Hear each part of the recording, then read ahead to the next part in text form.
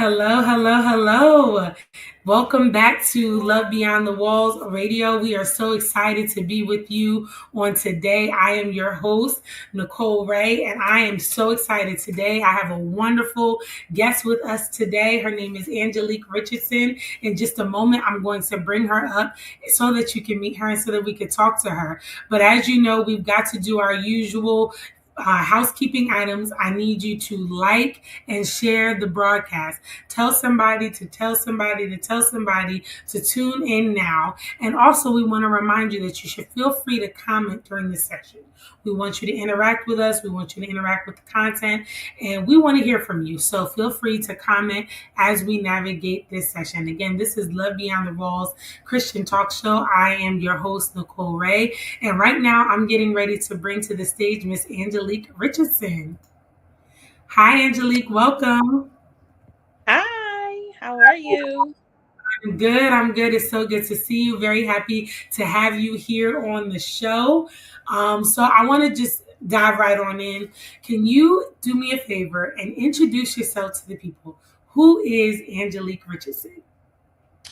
Oh, that's a loaded question. Richardson.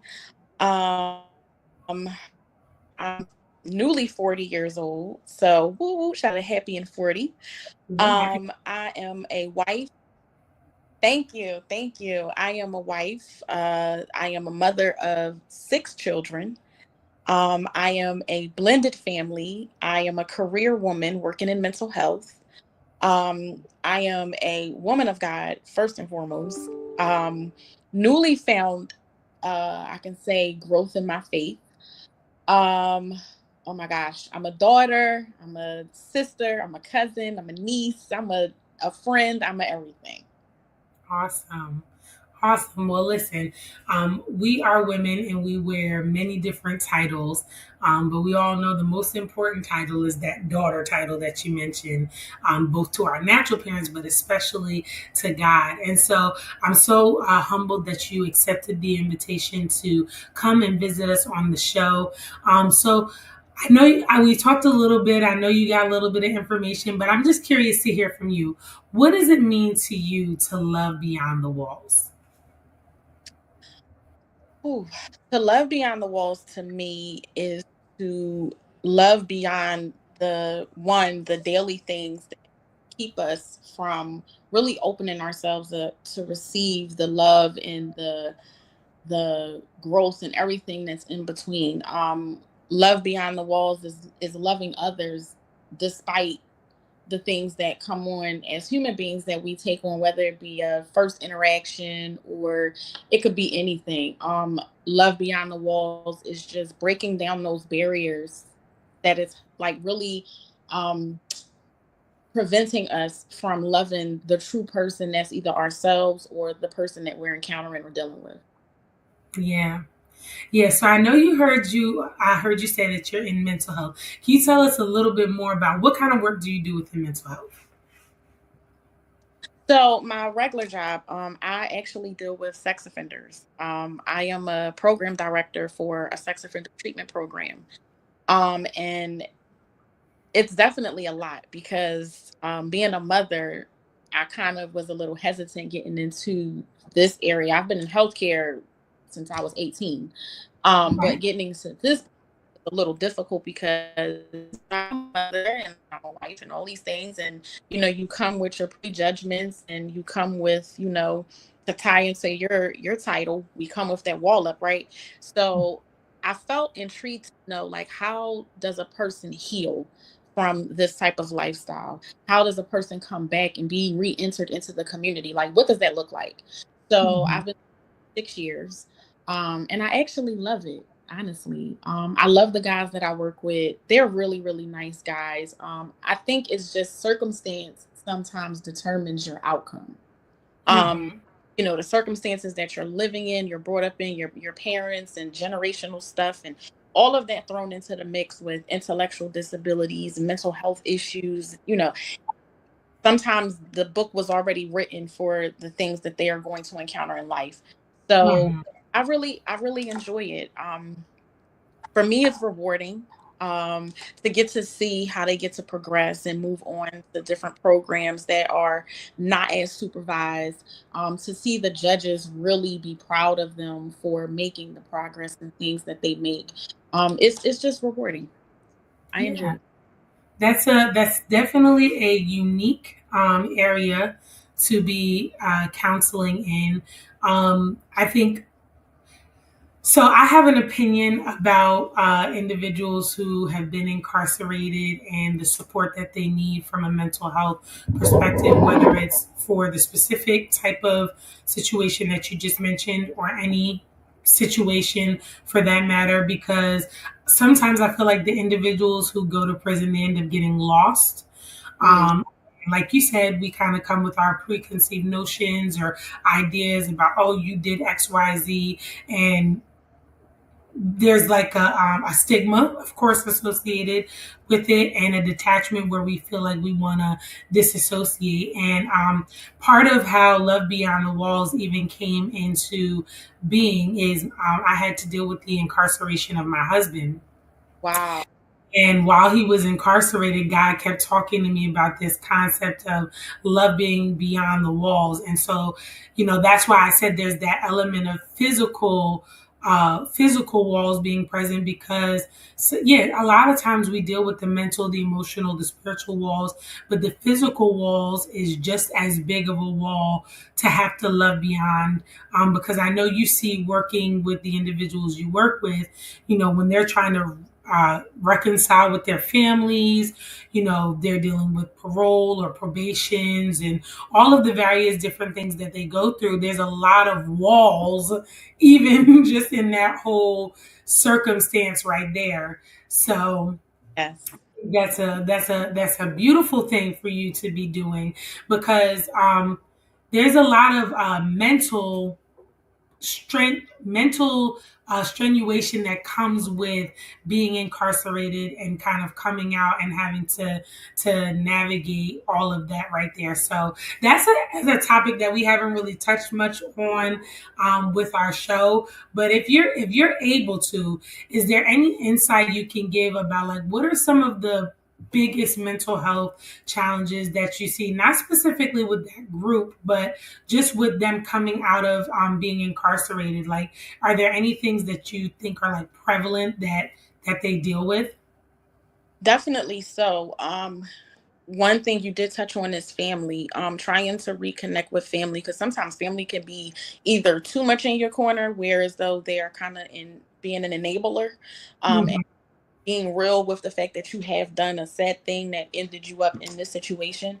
Mhm. Some can be the biggest non-advocate and be I'm standoffish. I don't want to interact with you. I don't want to deal with you, and not understanding that this person made a mistake because we're all imperfect, right? Mhm. Made in His image, but imperfect. So, I think those are the biggest things that we tend to encounter because I do see a lot of the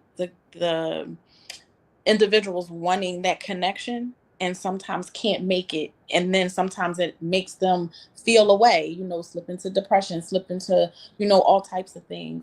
But even just the day-to-day things affected, slow down when you eat. It's not necessary for you to just munge munge munge because you're used to quick quick quick, gotta hurry up, do this, do that. Understanding, take your time, pace yourself. Getting out of some of those things that were routine while incarcerated and getting into a different normalcy of life when they are released back into the community. So those are the biggest things that I've seen. Um, Also, I can say resources. Resources is a thing because it depends on the counties that you live in. It depends on the um, connections you have. It depends on insurance and all of these type of things. So usually when you come out from being incarcerated, none of that stuff is active. You have to start from scratch with insurance, social security, if that's a thing, all of those things. So um, I think just the person in whole is affected, that I Yeah. see from all angles. They're kind of being triggered and attacked at the same time. And the Mhm. I have them feel like I can't make it out here. Let me go ahead and go back. Let me they resort to normal behavior because that's a comfort zone. That's Mhm. something versus, really trying to make it out here. And sometimes they don't have the support or services as to like where I work. So, Yeah, that's a very, very interesting thought. When you think about the people feeling like, look, trying to survive out here is too difficult. I might as well go back there. I feel like that happened in a movie. I can't think of the movie, but I remember that scene, and it was an older man who got out like late in life, and everything was just so hard now. In his condition, he didn't opt to go back, but I know that suicide and those kinds of activities can also be high among individuals when they come out if they aren't able to reacclimate. So I also believe I'm an advocate for prison ministry. I actually sit on the board for a prison ministry in Bucks County because one thing that I know is that God hates the sin, but he loves the sinner. yeah, And he's always looking for ways to reach these people. So I just want to commend you for the work that you're doing because even though you're not picking up the Bible and going and preaching the gospel and all that stuff, like in your own way, you are ministering to these people led by the Spirit for how to interact with them and everything like that. And that is very much necessary. So, yes, ma'am. Yes, ma'am. I say it all the time. It's definitely a lot. Um, Especially being a mom and having my own children and having as many children as I have. Just staying focused on the goal. I just in church on Sunday, the pastor said something, make the main thing the main thing. That's what mm, so I've been trying to task myself with that, making the main thing the main thing. So it's definitely very rewarding. You meet different walks of life.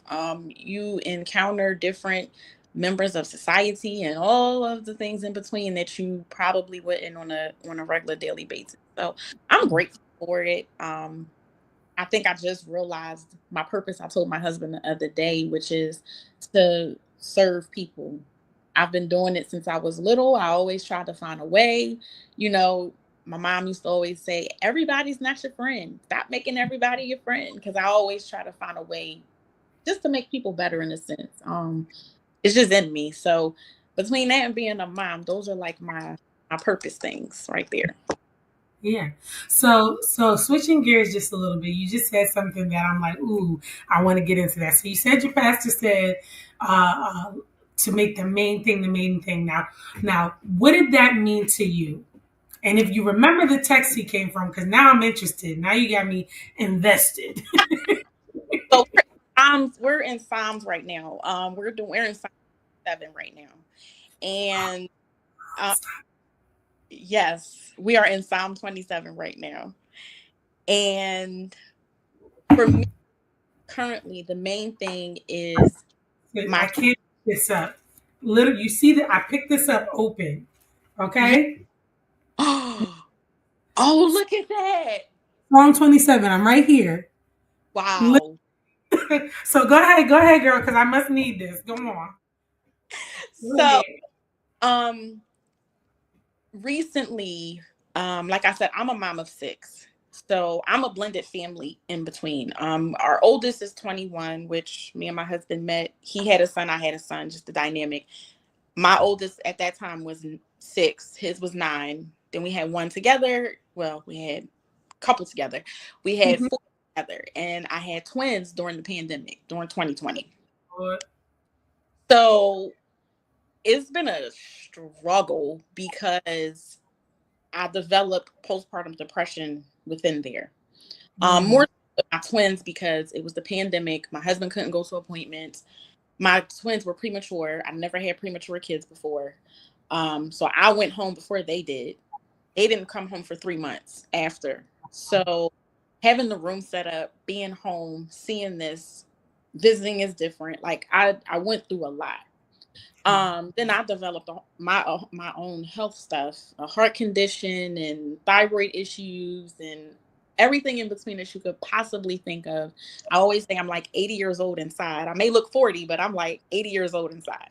Mm. So forward to now, I have to parent each person differently because Yeah. I'm 6 different personalities, and trying to find my role in there as a wife, still being able to cater to my husband and be there and be that support and everything, a career woman, a friend, all of these titles that I mentioned in the very beginning, and also working on my own platform, which is postpartum confessions. Mm.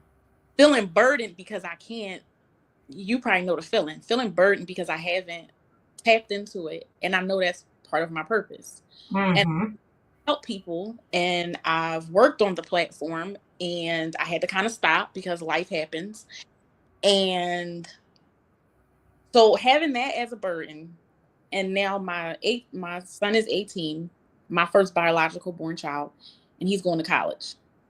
Mm. Having separation issues a little bit. Um, Realizing that my twins are my last babies that I can have because of my heart condition. I can't have any more kids. If I did, it would be like a decision my husband would have to make, and I would never put that on him. So realizing Right. twins are my last babies. Realizing my kids are growing up before my eyes, and I'm seeing gray hairs, and it's like, so Yeah. I have to figure out and focus on one thing, because if I focus on all of these things, like I'm gonna drive myself into a depression, right? Or feeling Right.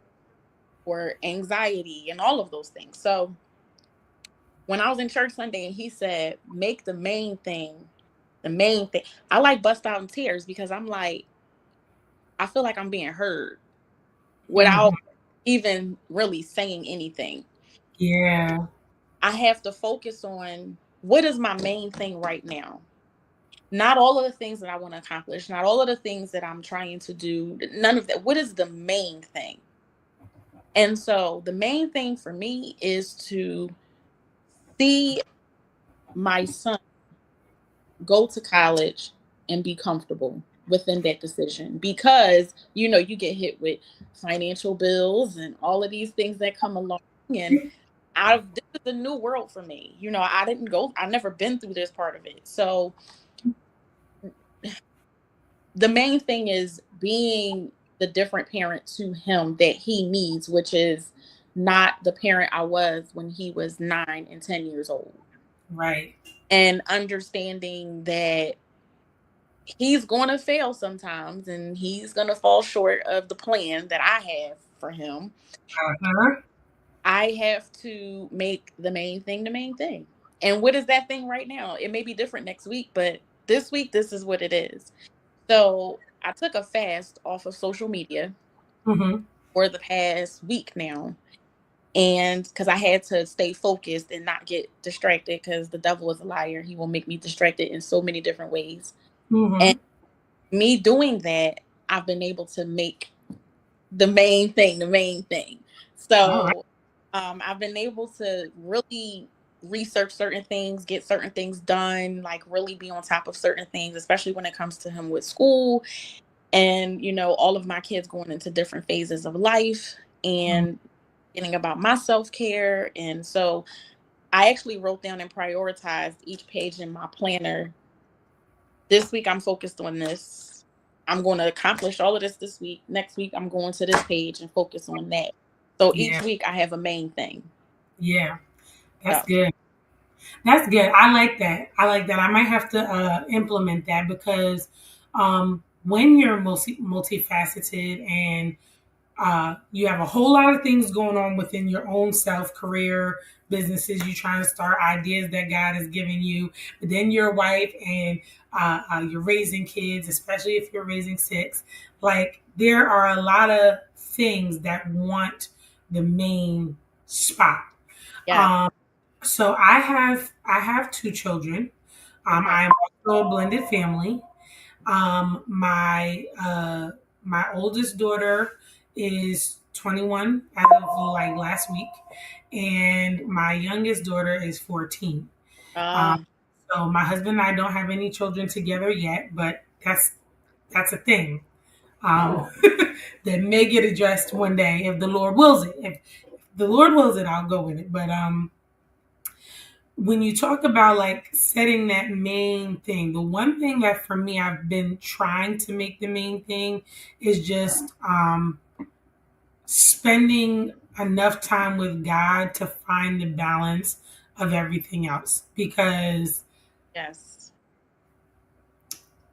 there's so many different things that require my attention, and I'm a smart person, so like intellectually I feel like I know what to do, but there's the difference between like what we know to do, what we want to do, what makes sense to us, and it's like, okay, God, what would you have me to really do with the situation, circumstance, whatever, because between the distractions and the emotions, and like you said, the personalities that you're dealing with your children, and then your husband is his own personality, and you're your own personality, and then you got the church folks with a personality, and the people at the job and the business, they got their own personalities. It be a lot of stuff going on.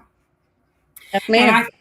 I think one of the walls that can often be associated with that is procrastination or stagnation, where you just have so much going on that you just like do nothing.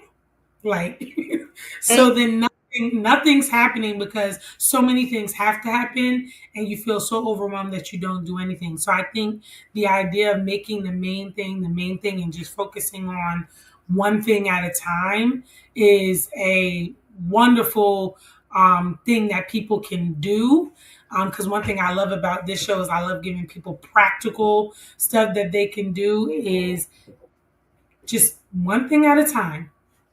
Set it up, do everything you got to do to get that off the list, move it to the side, and take on the next thing. And I just want to encourage you, because we sent our 21-year-old. She turned 18 in 2022 and went off to school, and it was definitely difficult. Um, I just recently learned about this, because I mean, I guess you kind of figure it's a thing, but this idea of parental anxiety, I didn't really know that that was like Mm. but apparently it's a thing. And I don't like to claim things, but I'll say I display symptoms of parental anxiety. I did when she went off to school, because she was in a whole different state. Um, I display it now with my youngest, because I don't spend a lot of time away from her. So when I have to spend time away from her, I feel like, I don't know if she cares one way or the other, but I feel like, oh my God, my baby, like I have to be there, because what if she needs me? She don't never need me, but what if she does end up needing me? So, but I will tell you this: we survived. We survived that whole, going to college. She made Oh, mistakes. She did, but we survived. We survived it all, and yeah, to God be the glory on that one. amen to that. Yes, it's definitely a struggle, and I also go to therapy too. That shout out Yes. to my therapist. I when I tell you that is the smartest thing that I ever decided to do was to go to therapy. I've been going to her for about 2 years now, and I'm pretty much okay, but I need that every other week to vent, to get different perspectives on things, to just release, to know that I'm not crazy on certain things, that I know I was right about this situation, but people want to act like I'm not, or and she is a spiritual person as well. So that is just the best connection, because she's not only giving me the mental health, like she'll pick a verse and say, girl, you better go read this and this and this, because this is going to help you. So I adore my therapist. I urge everyone that you should have one in your back pocket, because it doesn't mean that there's something wrong with you. It just means that you are needing help to navigate this thing called life that we do not have a manual for, except the Bible. But there isn't a tomorrow at 12 o'clock, you're going to encounter this situation and this is how you handle. That's not how that goes. Mhm. So I feel like having her and noticing these things about myself and understanding me, it took to 40 to understand me, Mhm. to know what makes me tick, knows my boundaries, understanding that, um, as my therapist says, who my root people are and who my leaf people are, and not treating them one and the same. Mm-hmm, So mm-hmm. all of those type of things are like things that I just always stick in my head and always refer to when I'm going through situations. Definitely my Bible, different verses that I may write down, different prayers that I saved on my Bible app that I go back to if I'm feeling anxious or anything in between. So all of these things is like kind of what makes me continue to go on a daily basis. Mm-hmm. And it has poured into my kids because I'm big on mental health. Like, yes, I want you to be successful. Yes, I want you to be all of these great things, but I want you to one, be healthy spiritually, mentally, physically. Everything else will fall in line. I Yeah, try to preach that to them 20. um my son always says I'm his therapist. My 10-year-old, he's like, I always do mental health check-ins. Are you okay? Did you have bad dreams? What did you think about today? What happened today? What's this? What's that? And they think I'm a little over the top, but I feel like it's just gonna help them as they get older to know, like, oh, okay, I can talk about my feelings. I can, release and make a back to the core point. The main thing. I have to focus on this, and I'll be good. So, yeah, for sure. I haven't seen my counselor in a while, but I also advocate for having a counselor, and I counsel others and still see the counselor. Because no matter what capacity you're in, even when you are a counselor, like life happens to you too. You know what I mean? And yes, in order to keep your mind healthy, and I'm a shout my counselor out. Her name is Michelle Gresham. She is the very best. You can find her on growth therapy, psychology today, and if she's still taking clients, she might be able to fit you in. But she is a black woman. She a Christian. yes, She loves the Lord, and like yes, that matters too. Because I had done counseling years before. The person didn't necessarily look like me, and they also weren't a believer. And I think there's a need for clinical psychology, but when you are a believer, you also need that person, like you said, who can pull out the scripture and be like, honey, go read such and such, because yes, you need to get in touch with your faith and your spirituality, because God is such an important part of our walk, and how we overcome challenges and obstacles, and how we find joy and peace, and how we even tear down all of the different kind of walls. So um, you kind of talked a little bit about some of the walls that you had to overcome in your own mind to do the work that you've done. Um, and even a little bit with like the parenting and everything like that. Are there any other experiences that you could share with us, or like something that really stands out in your mind as something that God had to do in your heart, like a wall you had to overcome to be able to get to where you are today? absolutely, absolutely. Um, this was 2021. Of course, in the midst of this whole new life of parenting with babies and kids of all ages, and for whatever reason, I got into this funk where I literally cried for like almost 3 days straight. I'm talking Wow. about, like, I could not be consoled. Any advice he was giving me, I was listening, but I could not stop sobbing. Like, I was going to check myself into somewhere because I was kind of nervous. Like, I'm not kind of coming out of this, and I don't know what's wrong with me. So my cousin, shout out to my sister cousin Colleen. She was sending me scripture. She was sending me different gospel songs. She was doing a lot, praying with me, but I just felt like it wasn't working. Um, so one day she showed up at my house, didn't even talk to me. She just showed up, and she cleaned the house up. She made lunch for the kids, had a movie day with the kids at my house. They were all downstairs for hours, and I just was upstairs. And I remember getting in the shower, and I just kept praying, like, I just want to be free of whatever this is that is over me. Just take it off of me. And I knew part of it was coming from like tired of being tired of being in the doctor's offices, tired of them telling me every time I go it's a new diagnosis of this, and this, being fearful that I'm not going to be here to see my children grow up, being fearful that, I'm going to leave my husband by himself to raise these kids, all of the things in between. Mhm. So, in my own head and space too, about then going switching gears from that to, oh, I should be here in my life right now and I should be doing this and I should be doing that. And I was just like, God, please take this off of me because this will kill me. Please take it off of me. And I remember it was like that shower was like a baptism. And I Wow. came out of there and I felt so renewed and refreshed and different. And I went downstairs and didn't say anything to my family, no one. And the next day, I just was a new person. Um, so I think that experience changed everything, the way I saw myself and the way I saw life. And my goal has been anybody that I encounter, I want them to have the experience of what God put us here for. And so, and it's crazy because I will meet the most random people and have the most random conversations and interactions, and it'd be like I don't even know where it's coming from, but I just try to not, you don't want to sound like I'm preaching to everybody, but I just know what's in me and the things that he's done for me and how he's helped me break down so many barriers within myself.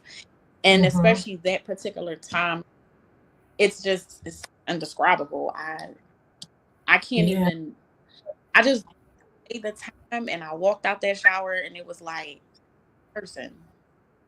And this person has boundaries now. And this person has an understanding of self. And this person understands that I have to seek a relationship deeper with him in order for me to not get back into this space ever again in life. And I just have a new understanding. So I would have to say that moment is a defining moment, a very Yeah. defining moment. Yeah, that's huge. That is a huge, beautiful, life-changing, what I like to refer to as those woman with the issue of blood. If I could just get a piece of your garment presence, I know Lord you can do it for me. Because to kind of translate what I heard for our listeners, you know, we could fall into places where sometimes it's the enemy putting these heavy loads on us, and God may allow it so that it could draw us closer to Him. But I think what I heard you say is like you had this ability to recognize like this is not God and this is not life, right? Anything that comes from God, even if it's a warning or whatever, we know it's life-giving warnings, right? Hey, you may want to shift, but when the enemy comes and he just tries to overload you with sadness or depression or frustration or anger, and you're confused and you're like, I'm trying not to feel this way, but I can't stop feeling this way. I think your testimony is a perfect display of what to do when you don't know what to do, and that is give it to God. If Absolutely. you don't know what to say, cool, that's fine. Cry, scream, shout, but find a way to get to him and ask him to do it, because there's a lot of things that I think people are going through nowadays that only God can fix. When I think about so I'm not too far behind you. I got Mhm. a year and a couple months before I ring that 40 bell. Oh, And I'm you're right there, girl. We right there together. And when I was talking to somebody about this, I saw it on Facebook or Instagram, and they were talking about all of the things that our generation has had to endure. So we've yeah. endured recession, we've had the COVID pandemic, we've endured war, we as a generation have endured so many different political landscapes, world government landscapes. We've been through a lot. Okay, the introduction of the social media era really started with us, you know, we won't get credit for it. The youngins not going to give us credit for it, but the reality is we pioneered social media. Okay, between MySpace, between Facebook, like all of those things were things that we initiated. I remember people don't talk about this one, but Black Planet, you know, we've Oh, been okay, we've been doing social media for a long time, and social media is obviously much different now than when it initially came out, but we've had to navigate all of these various different things. I remember getting out of college in 2008, not being able to get a job because we were in the middle of a recession and nobody wanted to hire fresh college grads, but we had all this student loan debt, and you know, we're still catching up because of the fact that we were in a recession and couldn't hit the ground running, right? And so you think about all of these different things. You think about the way that social media puts expectations on people. Now, I think it's an unpopular opinion, but one of the things that I say often, and I'm standing by this, is that I feel like the millennial generation, we're like the skipped over generation. That's what I feel like. And here's why. hmm, When we were kids, we were told that we had to wait till we got older for all of these different things, right? Then we got older and it was like, those are for kids. What? hmm, So all hmm. this time I've been waiting to get a certain age for this to be Yes. mine, for me to be the, you know, I'm the big dog, I'm the popular, I'm the authoritative one, I'm the, you know, I'm the leader, I could command the room, and now it's like kids have all the power. I don't know what happened. I really don't know what happened in this translation of time, but it's like Hmm. somehow grew up, got of age where it was supposed to be us, and now it's all about them. You know, so sometimes I feel over. That's definitely a perspective because Pastor talked about that on Sunday. He talked about how back then it's no option to go to church. It's no, oh, do you want to go? Or do you feel like going? Or none of that. It was you got up, you got dressed, your parents took you, and that was that. And now, or even my mom will reference it when I try to talk to my kids because I feel like my kids have an opinion because they're people. And so she hates it. Like our era was be seen, not heard, right? You know, we the adults, we gonna do what we gonna do, and you are here to listen, and you're not here to add an opinion. So I understand where you're coming from because I try to parent different with like I give you an opinion, but only to a degree. Like you can't go so far with it. But I do think that's a thing, and I think that's why we in therapy. Because we're It that generation. is.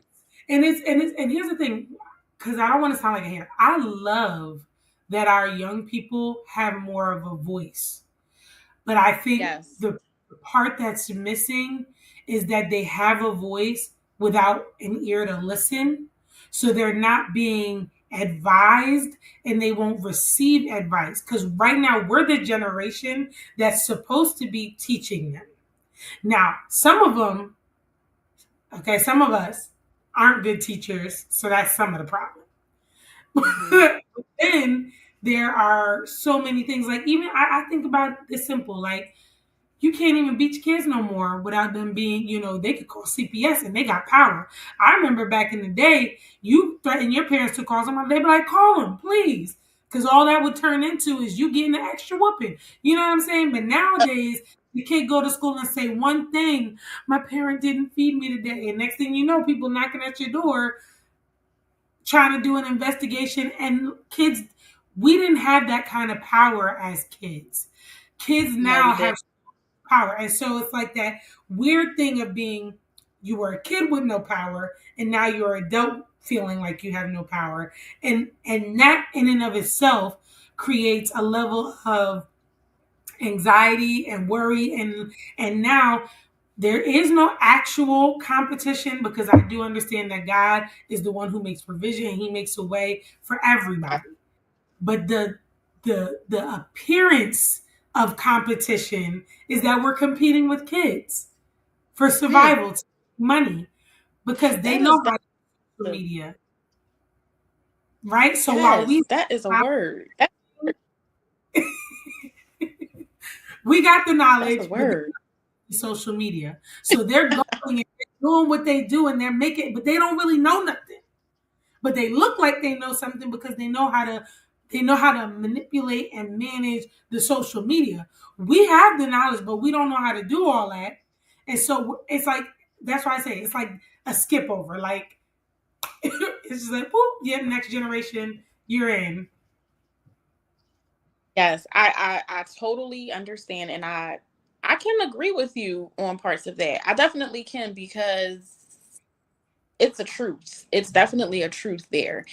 And it's hard when you're trying to navigate, especially like I said, different ages. When you have so many different ages, you're trying so many different people. So it's like I'm coming from an era that's different, and yet I'm trying to parent you different. So I mean, I think me and my husband do a lot of old school parenting in a way. Like you're gonna go outside and play. You're not going to sit on a tablet or a game. You have restriction. You can't play the game during the week. You can't do this. You can't, because I want you to be kids. And one thing I am proud of, I can say for me and him, is that our children are children. They do not have social media accounts. My 18-year-old does, of course, but none of my other children do. I don't play with, oh, you can have it and I'll not. No, you don't have one. What do you need one for? Everybody that you talk to is in this house. And if they're not in this house, then you have a tablet where you can FaceTime the person that you want to talk to. So I am proud of me and him that we stick to it. And our Mm-hmm. kids go outside and play, and they know what it's like to go to summer camp because they go to summer camp. You're not going to stay home and just sit here all day long. Like, you have things to do. I want to make you a well rounded person. I want you to explore and get to know people. And one of the things that keeps being we doubt ourselves as parents. Like, did I do this right? Am I doing this right? Am I doing a good job? One thing I can say is when I do feel those moments, somehow we always interact with a teacher. Like today at the camp, my twins, they were just like, your twins, I could just tell they're so loved because they are the sweetest kids. Like, they play fair, they're so nice. And even my other children, the school has said the same thing. Like, your kids are so loved at home. So to me, we're doing excellent Right. because my children love, they know God. And for me, I'm good with that. I'm good Yeah. with that. So, I mean, of course, like I said before, all those other things are important, but I feel like trying to get to know them on a personal level does help. What are they into? What do they like? What do they don't like? Things like that can help break down those walls of the parenting things because parenting is hard in 2025. I can Yeah. definitely say that all of the influences and the peer pressure and the everything in between is definitely hard. And I take my hat off to them because I wouldn't want to be their generation right now. I wouldn't. Yeah. No, I don't think so. I don't think I would either. But I think I love what you said about how, we kind of we get on ourselves about our parenting. How are we doing? Are we doing well? And even sometimes judging our parents for what we feel like they should have did and didn't do. And I often remind myself that like our parents were parenting for the first time too, right? And Mm-hmm. Mm-hmm. like we parent from our previous experiences, they were parenting from their previous experiences, and so on and so forth. And, with every generation, we hope that it gets a little bit better, that we, heal some old generational wounds and all that kind of stuff. But definitely Mm-hmm. being able to experience that kind of feedback that, hey, we could tell your children are loved, or we could tell this, that, and the third, and like get that necessary encouragement from other people when they see your children. That is definitely a beautiful thing, and I love that you shared the points for parents on how to interact with their kids, because the fact that so many children have access to the internet right now, it's very easy to lose influence with your kids. because number one, they feel like they want to fact check everything you say, and it's like, don't fact check me, fact check, Yes.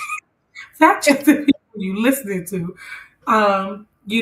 They the beauty of them having the access is that they do more research. But one of the things I tried to focus on when my daughters got old enough to use social media was like teaching them how to fact check information. Like, what is a reputable source? Like, okay, don't just take what you see as it. Go look it up for yourself. And here's how you know if the source you're looking at is a reputable source or not, because the information age is only going to get more informational. They're gonna, with AI and everything, like they're gonna keep coming up with different ways to get our children more information, more and more information. So like teaching them how to use these tools is like, it's on us to do, even though they're like, well, you don't even know how to use it. No, I don't, but I have to teach you these like fundamental things, right?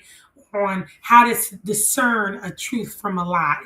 And this to me is where our faith comes in, because we know what the Bible says about all the things that are going to happen in the last days with the lion, prophets, false prophets, wolves in sheep's clothing, itching ears, this, that, and the third. And so, one of the walls that I actually try to put up with my children rather than tear down is to hide them in the hedge of God, where God's word becomes the standard for how they live. And if it's not right, it can't get through that wall. It can get. Mm-hmm. I don't want them to have walls that produce pain and all that stuff, but I do need them to be behind the hedge of protection, which is God and His Word, because yeah, the way the world is set up, if they're not hidden behind it, they're exposed to so many things. And I've said this before on a previous show, but like now there's so many things with the witchcraft and I remember when I was a kid, I feel like, and I could be wrong, but I feel like it was Ouija boards. Everybody Oh, wanted to play Ouija yeah. board. Everybody, there was Miss Cleo for the free tarot card reading. It was like stuff like that. But now we're in an age where they've got, we had horoscopes, but now they got crystals and sage and like a lot of the things that were given to us as fantasy are now like reality for them. Mm-hmm. That is You know, true. So, so I love the sharing that you gave on talking to your kids. Like they may get annoyed with you trying to be their mental health therapist, but be that for them so that they know that they have someone to talk to. Because if they don't talk to you, what I'm learning is they will talk to somebody else. Absolutely. And also just asking the most, um, I guess you could say obscure questions that they wouldn't even think that you're in tune to. Like, I'll ask them in the morning, give me 4 things that you love about yourself.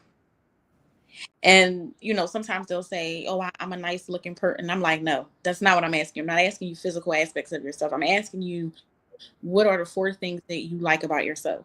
And every day they would have to give me something different. And they're like, Mom, this is hard. This is hard. And I said, well, this means you need to get to know yourself some more. The more you get to know you, the more these answers roll right off your tongue. Yeah. So it helps because then that develops into affirmation. They know these things about themselves, they believe these things about themselves, they then become true.